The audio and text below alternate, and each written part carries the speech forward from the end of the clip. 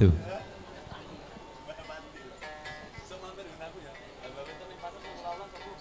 Nuwun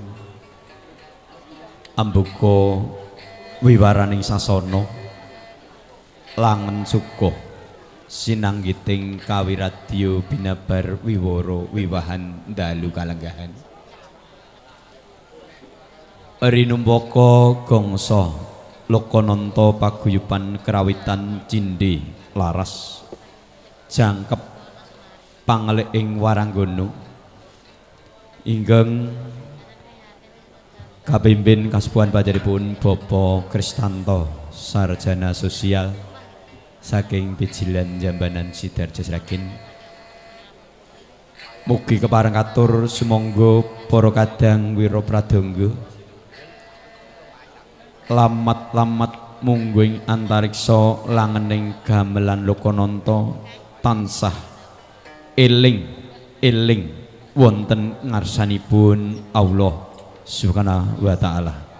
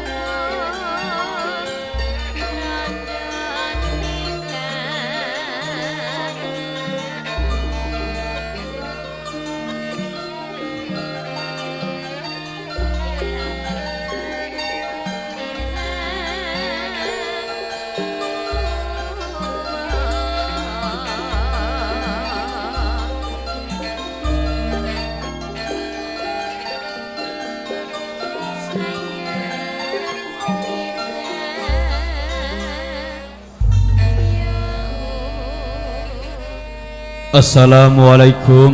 warahmatullahi wabarakatuh.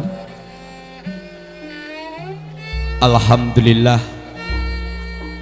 Alhamdulillahirabbil alamin wassalatu wassalamu anbiya'i wal mursalin wa ala alihi waskabi ajmain amapa. Katur dhumateng panjenenganipun para pinisepuh sesepuh ingkang pono ing pamawas miwalebda ing pitutur mangka guna pangawikan ingkang kinabekten. Katur dhumateng panjenenganipun para alim ulama, bapak kiai, bapak haji, ibu hajah, ustad ustadah, rismawan rismawati ingkang rinten dalu tansah nyanding kitab wahyuning ilahi ingkang kula bekteni ugi kula suyuti. Kepareng katur dhumateng para pangembating praja satriya nagari ing dados pandam pandemi kawula tasih ing pantes tinulat sinudarsana.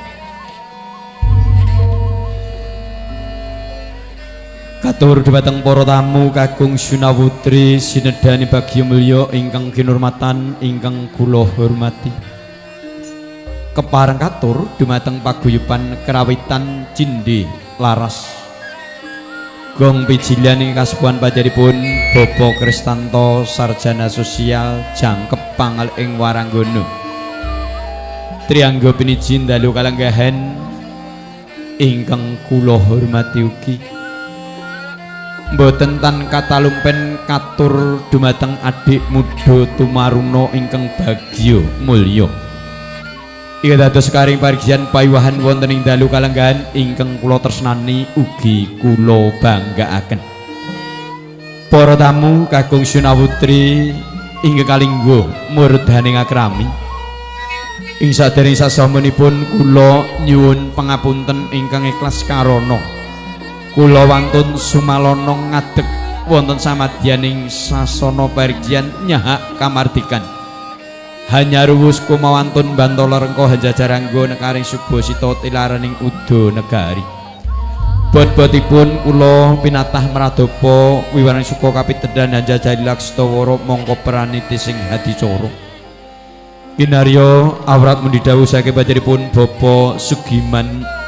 Obat Ibu Sri Murti sekeluarga. Purwa Madyausana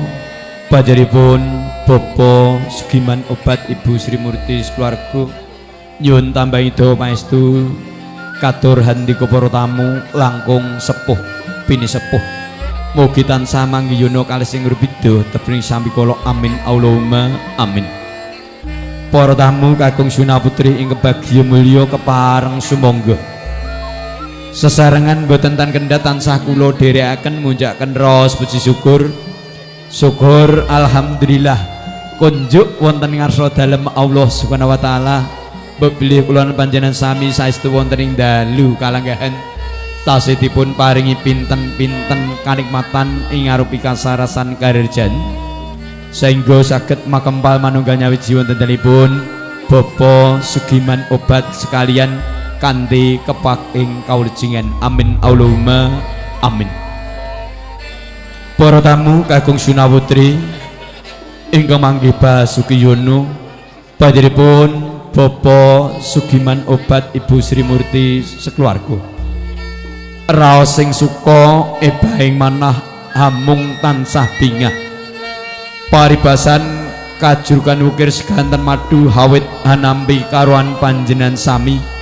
estining kalih panjenenganipun kepareng hangaturaken atur pambagya reja rawuh handika para tamu ugi kepareng ngaturaken wosing gati wonten ing dalu kalanggan panjenenganipun kepareng rumaos mongkok bombong birawaning manah boten kuwai matur sarana pribadi namung kandhek wonten samadyaning jangga mila katur nyun tulung nyun gungan katur panjenenganipun Bapa Wagimin minangka sesepuh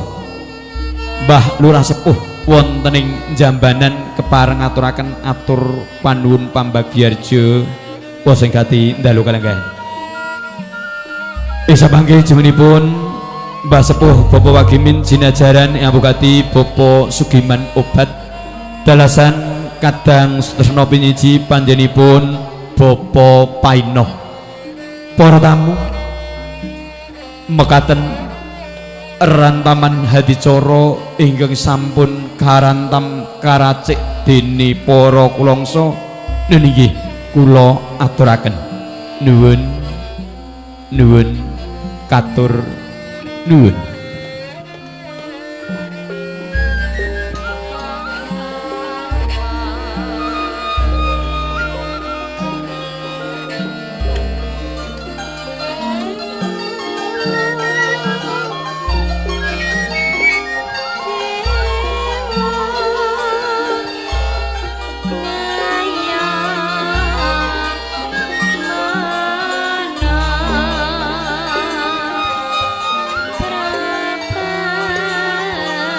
Semoga Mbah Lurah, Mbah Sepuh sasana katur kula sumanggaken karana sampun siaga ing gati. Katur.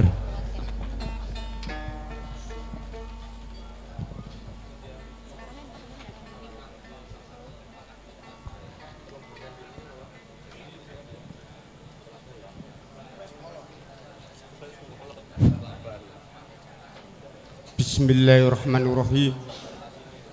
Assalamualaikum warahmatullahi wabarakatuh. Alhamdulillahirabbil alamin. Wassalatu wassalamu ala asrofil anbiya wal mursalin wa ala alihi washabihi ajmain. Amma ba'du. Katur panjenenganipun para sesepuh, pini sepuh, para pepunden ing lebto ing pitutur miwah pono ing pamawas ing dancakallah bekti katur panjenenganipun para kiai para alim ulama ing rinten dalu tansah sumandhing kitabing ilahi inggih tansah kawula bekti ugi katur panjenenganipun para bapak wira pradangga ugi ibu Seniwati ingin tansah kawula hormati mboten supen ugi katur panjenenganipun para kadang muda dalasan mudi ingin tansah kawula tresnani so ingkang kawula banggaaken langkung-langkung panjenipun para rawuh para tamu kakung miwah putri pantas Sinudarsana sumangga langkung rumiyin kalodheraken ngunjahaken puja dalasan puji syukur wonten ngarsanipun Allah Subhanahu wa taala hinjau saking kimrenipun kula lan panjenengan wonten dalu punika tasih binaringan kesarasan tuwin kalugaran sehingga ing dalu punika kita saged silaturahmi kanthi kawontenan sehat walafiat. Dumateng para rawuh para tamu kakung putri intan cah hormati inggih saderengipun kula nyumpang punten kula kapeksa matur wonten ngarsa pancam hawit saking kawula sinaraya saking panjenenganipun Bapak Sugiman Ibu Sri Murti ing saperlu hangaturaken punapa ingkang dados wigatosing wontenipun pahargyan pawiwahan ing dalu punika. Nun inggih purwaken ngatur saking panjenenganipun Bapak Sugiman sekalian inggih panjenenganipun ngambali atur ngaturaken pambagya sugeng rawuh sugeng dalu sugeng lelenggan ingkang kanthi sekeca kanthi kerohan pancam saking panjenenganipun Bapak Sugiman sekalian inggih panjenenganipun ngaturaken agung panuwun ingkang tanpa upami lan ugi saking panjenenganipun Bapak Sugiman sekalian ugi ngaturaken agung pamunten hamba bilih anggenipun nampi karohan pancam sanggenipun paring palenggan sopa sugatan ing sedaya wau kirang pranani dumateng penggalih pancam pramila saking panjenenganipun Bapak Sugiman sekalian nyuwun agunging samudra pangsam dumateng para rawuh ingkang tansah hormati dene punapa ingkang dados hajat duwin kebulanipun saking panjenenganipun Bapak Sugiman sekalian nun inggih panjenenganipun khitanan putranipun Sotah Sakuran putrinipun ingkang nami adik Kaska Dava Satriawan ing nomor kalih Mio Anjung Pertiwi. Dumateng para rawuh para tamu kakung putri tansah hormati nun inggih saking panjenenganipun Bapak Sugiman sekalian ing dalu punika tasakuran kanthi ngrawuhaken dumateng para rawuh sami inggih saking panjenenganipun Bapak Sugiman sekalian nyuwun dumateng para rawuh nyuwun donga pangestunipun mugi putra putrinipun ingkang dipun tasakuri mugi dados putra ingkang soleh solihah putra ingkang tansah bangun miturut punapa ingkang dados reh perintahipun sesepuhipun lan ugi putra ingkang tansah pinaringan kesehatan tuwin kesarasan sehingga dados putra ingkang tansah mikul dhuwur mendem jero dumateng tiang sepuhipun dumateng para rawuh para tamu kakung putri tansah inggih saking panjenenganipun Bapak Sugiman sekalian ugi nyuwun donga pangestunipun mugi anggenipun gadhah hajat ing wedal punika mugi tansah pinaringan kelancaran tuwin keselamatan boten wonten alangan setunggal punapa-punapa dumateng para rawuh para tamu kakung putri tansah hormati inggih atur ingkang salajengipun saking panjenenganipun Bapak Sugiman sekalian panjenenganipun ugi ngaturaken agung panuwun dumateng para sanak kadang tangga tepalih lan ugi dumateng para kadang muda dalasan mudi ing sampun paring sabiyantu sapanyumbang ing awujud bahu suku bondo donya tuwun iku partikel ing sedaya wau saengga damel kaentenganipun bebanipun panjenenganipun Bapak Sugiman sekalian hanginipun nggadhah hajat ing wekdal punika. Hanamung saking panjenenganipun Bapak Sugiman sekalian boten saged pimales punapa-punapa. Sagedipun namung ndedongaken mugi-mugi sabyantu saha panyumbang saking panjenengan kala wau mugi ndadosaken amal kesaenan panjenengan sami. Lan ugi mugi-mugi angsal leliru saking Gusti ingkang Maha Kuwasa ingkang matikel tikel cacahipun. Dumateng para nggah para tamu kakung putri tansah rumati. Inggih saking panjenenganipun Bapak Sugiman sekalian. Ing dalu punika atur pasugatan ing arupi unjukan tuwun dahar laru ingkang sampun sumadya wonten ngarsa pancami. Kanthi menika sumangga dedaharandipun atur ngrapi unjukan kaatur unjuk saha sinambi hamirsani atur lelipur ing arupi karawitan Jawi nunindie rombongan saking Cindi Laras saking Pijilan Desa Jambanan ingkang rinengga wonten kalih seniwanipun wonten 3 seniwanipun Mbak Intan boten ketinggal.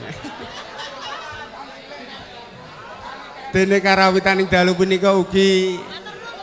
dipun kasepuhi dening panjenenganipun Bapak Kristanto Sarjana Sosial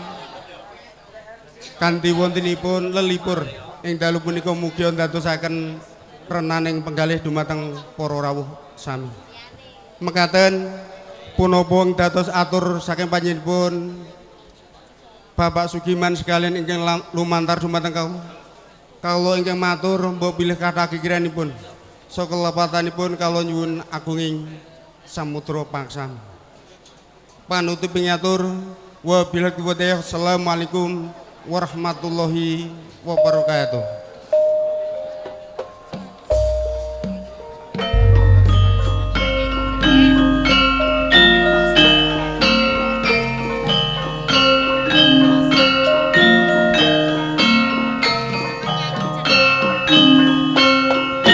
Cindi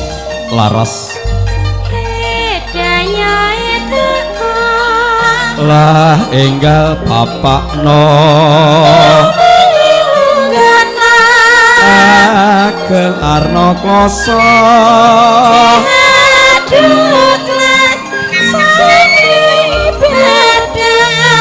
tambalan jadah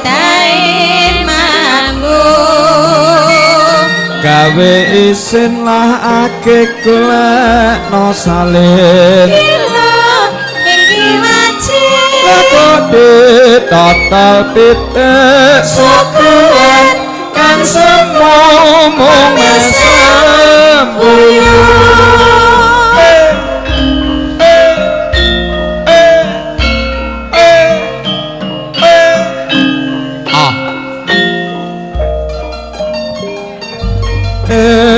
daya teko laenggal papakno tumuli lungguhno lagelarna kloso lah aduk lasane badah tambalan jadah jadahe nambung gawe isin lagi kena salin kilo iki wajah ditata titik sukuan kang semu sembuyu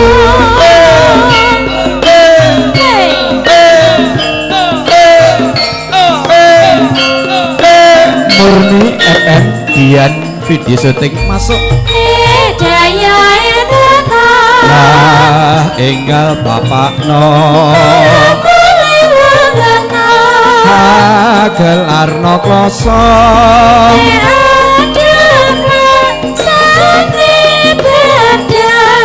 tambal jadah jadahe mampu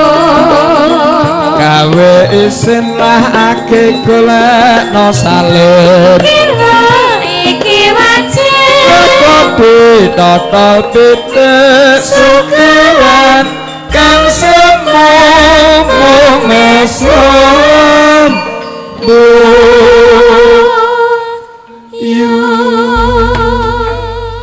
satuhu toto titi tatas titis wijang wijining sabdo pangandikan kaduk ruruh hangarspono panjenenganipun Bapak Sugiman Obat Ibu Sri Murti sekeluarga lumantar kinabekten sesepuh kula Mbah Lurah Sepuh Bapak Wagimin tumuli kalajengaken lancaran edaya teko estu mugi handayana anggen moh bugati Raka Masugiman Obat sekeluarga kit kala enjing siang sonten dalu kalenggahan alhamdulillah tamunipun bak blabar saestu mugi sedanipun tansah turah maprah masobat turah malih mangke kagem tumbas sawah tulah malih kagem sangung ibadah amin Allahumma amin nggih wijeng dalu sedanipun para tamu Widowati pangal ing Waranggono nyun sewu Mbah Wagimin Mbah Sepuh marahi niki kula singitke wau dase nggih nyun pangapunten sing cilik dhewe niki atur caos panglipur sinerangan Cindi Laras Mbak Ayu Intan Mbak Ayu Wulan Mbak Ayu Wiwin mugi anuju prana katuran dikopor tamu tumuli katur wijeng dalu Bang Nano nggih Mas Parno kagungan sumur kawak sedaya langkung katur Mbah Sepuh Bapak Suparno nggih Pak Sepuh Pandak Bapak Surono nggih tumuli Pak Dendari komplit dalu kalenggahan Bapak Haji Suparjo Rustam ing kagungan minimarket Akbar Jaya atur Pak Haji Dasino pamunten Pak sedaya mboten saged kula sebat setunggal Bapak sawiji Pak Kimin Effendi nggih Mas Marioto Bontot saking Purwosuman calon lurahipun Purwosuman nggih Mas Kacer undangipun nyun sewu nggih sedaya para tamu langkung katur ugi Mas Wardi juraganipun kayu saking Kroyo dan kantun Pak Tejo Suwarno nggih para tamu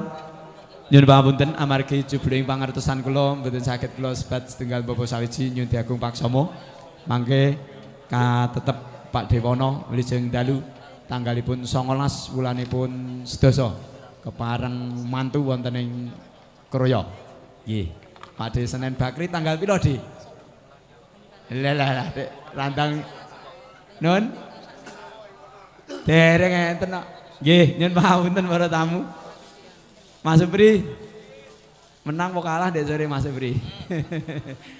tumuli nderek atur wara-wara rumiyin setunggal kemawon menika mangke tanggalipun 3 Pak wulan menika sinerengan Cindi Laras karono Mas Kusnandar putra Pak Gito Gino menika mangke dados nganten pidalem mangke wonten ing Ngablak Kroya sinerengan paguyuban kerawitan Cindi Laras dalam bagian Bopo Sariman mekaten sinarengan widawatinipun nggih niki Pak nembe mawon niki wau nggih sagung para tamu kakung sunawtri bagya mulya sinaran paguyuban kerawitan Cindi Laras kepareng hangaturaken bawa sekarageng katampen gending bundet Mataram ginarap merabot jangkep kanthi titi laras pelok patet 6 ing sasana katur kula sumanggaken kadang wira pradangga isadheripun nyun tulung nyun gungan Bapak Gunawan mugi kersa murwakani gending bundet Mataram nggih titi laras pelok patetipun 6 ginarap merabot jangkep nyun pangapunten nggih Mbak Kaji monggo Pak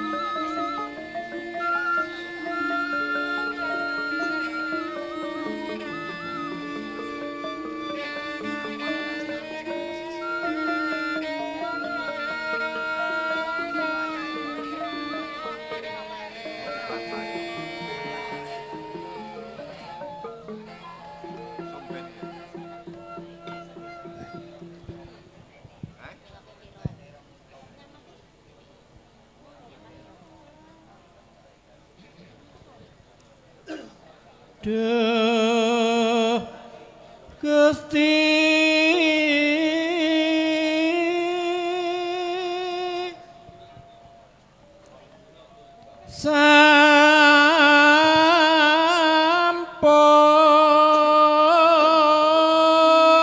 sampun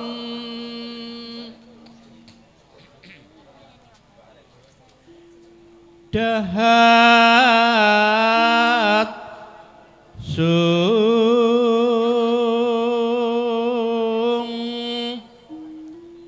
gaweng galih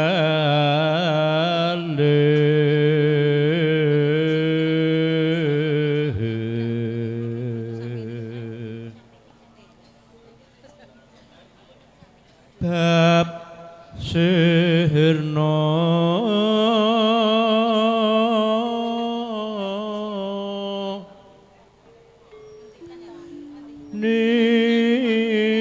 nira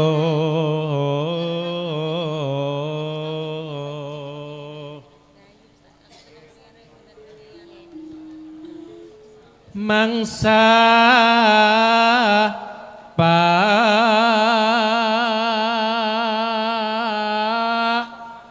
duka Gusti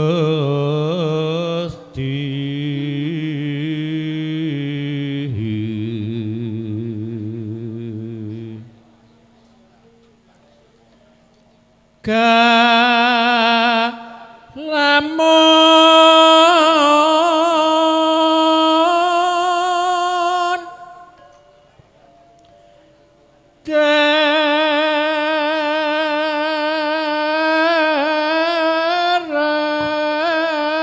dereng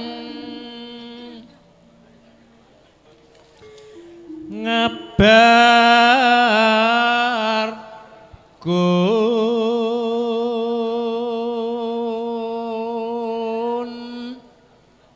toka wulo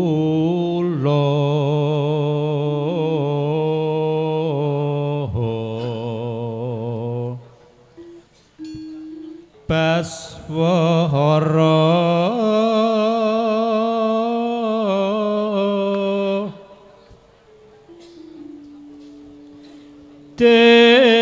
debya